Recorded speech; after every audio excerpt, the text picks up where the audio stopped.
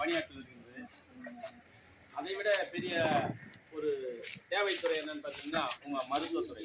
மனிதன் தோன்றிய காலம் தொட்டே இப்போ இருக்கிற நவீன மருத்துவம் இல்லாமல் அதுக்கு முன்னாடி இலைங்க, மரப்பட்டைங்க, அப்புறம் செடிங்க, இந்த மாதிரியே பொருட்களை வச்சு மனிதர்களுக்கு ஒரு மருத்துவம் பார்த்து வந்த துறை மென்மேலும் வளர்ந்து இன்றைக்கு உலக அளவில் நல்ல ஒரு முன்னேற்றத்தை எழுதியிருக்கின்ற துறை. அந்த துறையை நான் பெரிதும் மதிக்கிறேன். அதே போல் வாழ்த்துக்களை தெரிவிச்சுக்கிறேன். இப்போ வந்து எங்கள் ஃபயர் சர்வீஸ் வந்துட்டு இந்த 14ஆம் தேதியிலேருந்து, ஏப்ரல் 14ஆம் தேதியிலேருந்துட்டு ஒரு வாரத்துக்கு வந்து தீ தோண்டு நாள் விழாவாக வந்து ஃபயர் சர்வீஸ் டிபார்ட்மெண்ட் மூலமாக கொண்டாடிட்டு வரோம்.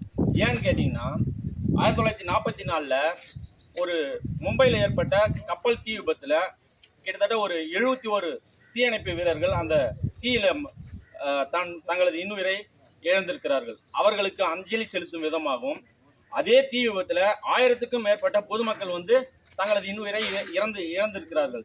அவர்களுக்கும் அஞ்சலி செலுத்தும் விதமாகவும் நாங்கள் வந்து ஆண்டுதோறும் இந்த ஏப்ரல் 14ஆம் தேதியிலிருந்து ஒரு வார காலத்துக்கு இந்த தீ தோண்டு நாளை அனுசரித்து அது மாதிரி யாரும் வந்து மக்கள் வந்து மேலும் வந்து தீ விபத்தில் மாட்டி உயிர்களை தங்கள் இன்னுயிரை இழக்கக்கூடாதுன்ற ஒரு பெரிய நோக்கத்தோட பொதுமக்கள் இடத்துலையும் இந்த மாதிரி அலுவலகங்கள், இண்டஸ்ட்ரீஸ் எல்லாத்துலேயும் வந்து ஒரு விழிப்புணர்வை ஏற்படுத்திட்டு வரோம். இன்னைக்கு வந்துட்டு நம்ம நாவல் பாகத்துக்குள்ள பிஹெச்சிசியில் அந்த வாய்ப்பு கிடைச்சிது. அதுக்காக எல்லாருக்கும், இந்த மருத்துவ அலுவலருக்கும் மற்ற பணியாளருக்கும் நன்றியை தெரிவிச்சுக்கிறேன். இப்போ ஃபயர்னு பார்த்தீங்கன்னா, ஃபயர் எதனால் ஏற்படுதுன்னு பார்த்தீங்கன்னா 3 பொருட்கள் தான்: எரிபொருள், காற்று, வெப்பம். இந்த 3 பொருட்களால் தான் வந்து தீன்றது உருவாகுது. இந்த 3 பொருட்களில் எதையாவது ஒன்றத்தை வந்து நம்ம கட்டுப்படுத்திட்டோம்னா அந்த ஃபயர்ன்றது இல்லாமல் போயிடும். 3 வகையில் என்னென்னா, எரியுதுனாக்கா இப்போ ஓலை, வைக்கோல் இந்த மாதிரி எரியுதுனாக்கா குடிசை வீடுங்களில் அதை வந்து நம்ம அப்புறப்படுத்திட்டோம்னா அங்கே ஃபயர்ன்றது இல்லாமல் போயிடும். நெக்ஸ்ட்டு வந்துட்டு காற்று அந்த இடத்துக்கு போகாத மாதிரி ஆக்சிஜனை கண்ட்ரோல் பண்ணிட்டோம்னாலும் ஃபயர் இல்லாமல் போயிடும். சரிங்களா?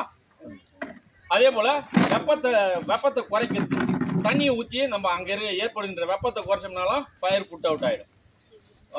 ஃபர்ஸ்ட் ஆஃப் ஆல் பார்த்தீங்கன்னா நம்ம இந்த உலகம் வந்துட்டு 5 பூதங்களால் தான் படைக்கப்பட்டிருக்கு. இந்த 5 பூதங்களினாலே தான் மனிதர்களுக்கு வந்து ஆபத்துகளும் வருது. என்னன்னு பார்த்தீங்கன்னா நிலம், நீர், காற்று, நெருப்பு, ஆகாயம் இல்லைங்களா? இதில் வந்துட்டு ஒவ்வொன்றத்தாலையும் ஒவ்வொரு இடர் வருது. மற்றது எல்லாமே வந்து இயற்கையாகவே நடக்கிறது தான்.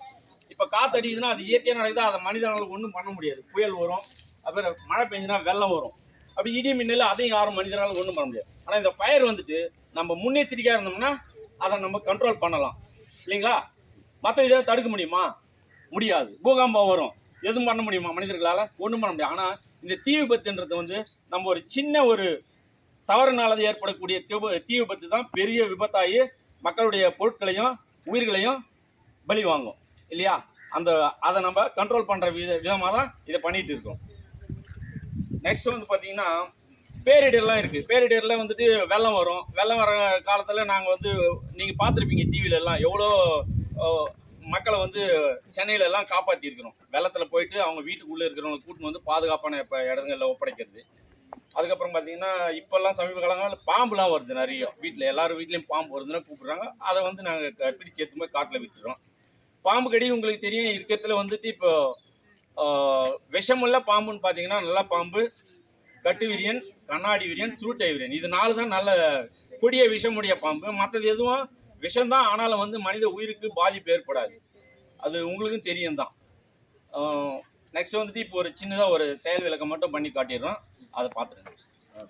பார்த்தீங்கன்னா டூர் போகும்போது பார்த்தீங்கன்னா போட்டில் எல்லாருக்கும் கொடுப்பாங்க. இது ஒரு எதிர்பாராத விதமாக போட் ஏதாவது ஒரு அசம்பாவிதத்துக்கு உட்பட்டுச்சுன்னா இதை போட்டிருந்தாக்கா அவங்க உயிரை காப்பாற்றுறது லைஃப் ஜாக்கெட். அதே போல் இது லைஃப் பாய், இதையும் வச்சுட்டு இருப்பாங்க. எல்லா போட்லேயும் இருக்கும், கப்பல்லையும் இருக்கும், இதையும் வச்சுட்டு இருப்பாங்க. இதில் பிடிச்சிட்டு உள்ளே வந்துட்டு கை கோத்து விட்டோம்னா நம்ம எவ்வளோ நம்மளால் முடியுமோ அவ்வளோ நேரம் வரல நம்ம உயிர் போகாது, நம்ம மூழ்க மாட்டோம். அதுக்கான பொருட்கள்.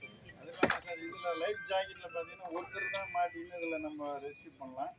இதில் லைஃப் பாயில் என்னன்னு கேட்டிங்கன்னா ஒரு ஆள் சென்டராக இருந்துட்டு 4 பேரை காப்பாற்றலாம். சைடில் இருந்துட்டு அந்த அளவுக்கு நம்ம 4 பக்கம் 4 கயிறு பிடிச்சி ஒரு ஆளால் 4 பேரை காப்பாற்ற முடியும் லைஃப் பாயில்.